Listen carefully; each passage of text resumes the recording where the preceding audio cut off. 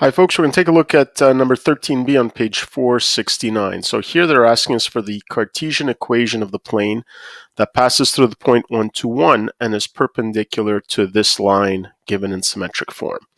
All right, so we know that to find the Cartesian equation of a plane, we at some point need a point, which we have, and the normal vector. So we got to figure out how we're going to determine this normal vector. Now, this is a little different from some of the other problems we've solved because we've seen many where the line is on the plane, but this line is perpendicular to the plane. So I'm going to draw myself a little diagram here, see if that's going to help. So say I draw this to represent the plane, okay, and I've got a line, okay, that is perpendicular to the plane.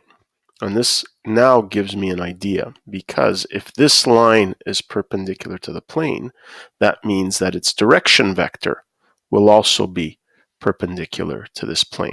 Okay, so if I move this direction vector onto the plane, it would be also perpendicular. So in other words, the direction vector for this line becomes the normal vector for my plane. Okay, so the direction vector for the line can be the same as the normal vector to the plane. All right, and once I figure that out, well, this is a very easy problem to solve because the normal vector was just given by the denominators here, so -2, 3, and 1. And since I've got the point, I can stick everything into the general Cartesian equation of a plane. So I take my normal vector, so -2 times the x value plus 3 times the y value plus 1 times the z value, okay, plus d equals 0.